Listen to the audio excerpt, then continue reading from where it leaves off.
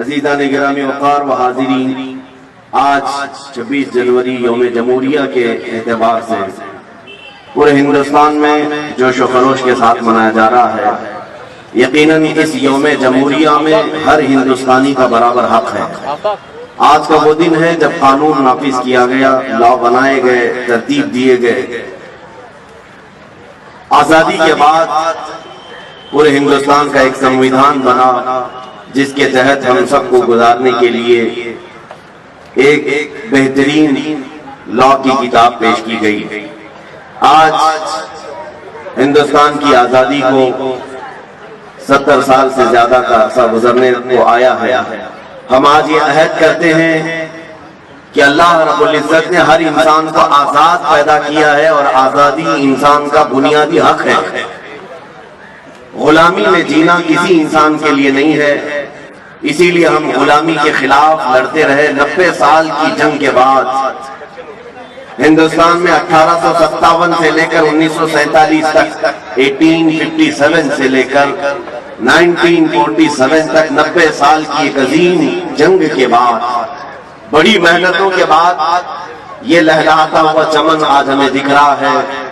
اور ہندوستان کی اس آزادی میں 100-200 کا نہیں، ہزاروں کا خون بہا ہے، اور ان کے خون کے بعد، ان کی قربانیوں کے بعد یہ آج پرچم سربلند ہے ہندوستان کا۔ میرے عزیزوں، اس آزادی کو برقرار رکھنا ہر ہندوستانی کا حق ہے۔ دوبارہ ہندوستان کسی کی غلامی میں نہ جائے، اس کا عہد ہم ہر سال کرتے ہیں۔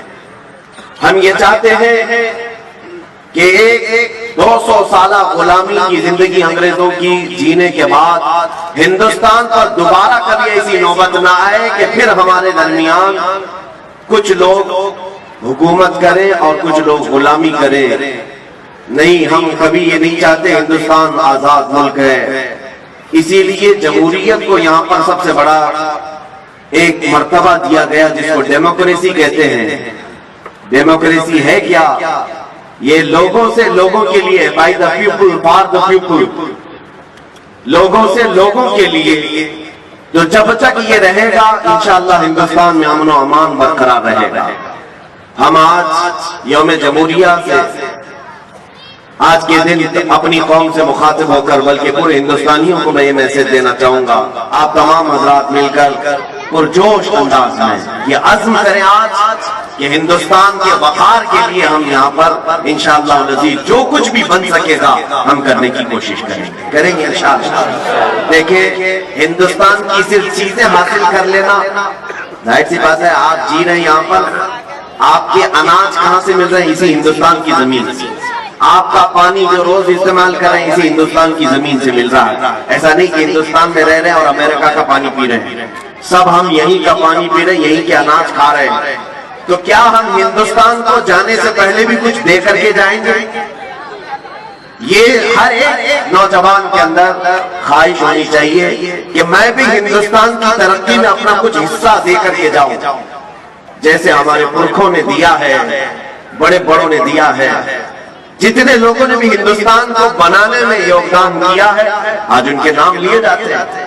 اسی طرح ہر مسلمان کو، ہر ہندوستانی شہری کو یہ عزم کرنا چاہیے، صرف میں ہندوستان کی مٹی میں رہ کر کھا پی کر کے چلا نہ جاؤں، بلکہ ہندوستان کی ترقی میں میں اپنا بھی کچھ حصہ رکھ کر کے جاؤں، کوئی تو ایسا میں کام کر کے جاؤں۔ اس لیے سائنس کے میدان میں جو بچے ہیں میں ان سے گزارش کروں گا، پڑھو اور بہت آگے بڑھو تاکہ ہندوستان کی سائنس کو، ہندوستان کی ٹیکنالوجی کو تم آسمانوں تک پہنچاؤ۔ آج جو بچے انجینئرنگ میں ہیں میں ان سے گزارش کروں گا کہ خوب آگے بڑھو، اتنا آگے بڑھو کہ ہندوستان کا انجینئرنگ میں ایک مقام پیدا ہو جائے پوری دنیا میں، تاکہ آپ کو ہمیشہ یاد کیا جائے۔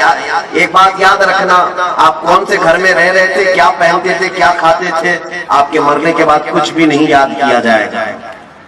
آج سے تقریباً 100 سال کے بعد اگر 100 سال اور زندگی ہوئی، 100 سال کے بعد اگر دنیا باقی رہی تو یاد رکھ لینا 100 سال کے بعد ہم میں سے شاید ہی کوئی رہے گا، اور پھر ہم میں سے جو بھی کسی کی نسلیں ہوں وہ ہم کو نہ ہمارے گھر سے یاد کریں گی، نہ ہمارے کپڑوں سے، نہ ہمارے کھانے پینے سے۔ یاد اگر کیے جائیں گے تو تمہاری ترقیوں کو یاد کیا جائے گا. تم نے اگر کچھ کیا ہے، آج تاج محل کو یاد کیا جاتا ہے اس لیے کہ تاج محل ایک عجوبہ ہندوستان کی ترقی کے اور ہندوستان کا سر اونچا کرنے کے لیے ایک بادشاہ نے دیا. لال قلعہ دیا ہے، قطب مینار دیا ہے، اور بھی بہت ساری ایسی چیزیں ہیں ہندوستان میں جو ہندوستان میں رہنے والوں نے اس کی ترقی کے لیے دیا ہے.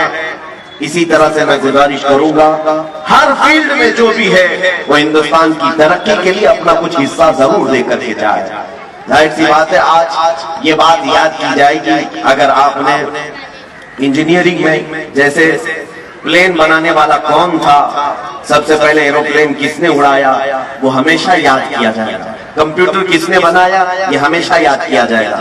ٹیلی فون کس نے بنایا، یہ ہمیشہ یاد کیا جائے گا. ایسی کچھ ایجادات کرنے والے ہمارے پاس اسٹوڈنٹس ہونا چاہیے. میں ان کی حوصلہ افزائی کرتا ہوں.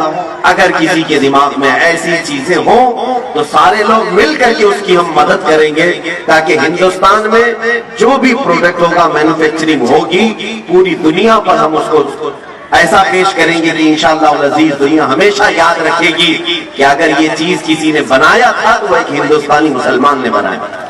انشاءاللہ العزیز آج ہم یہاں عہد کر کے جاتے ہیں. اخیر میں صرف اتنا ہندوستان کے لیے دعا کروں گا، اللہ رب العزت کی بارگاہ میں مولا کریم ہم سب کو اتحاد و اتفاق کی زندگی عطا فرمائے. مولا رب العزت ہم سب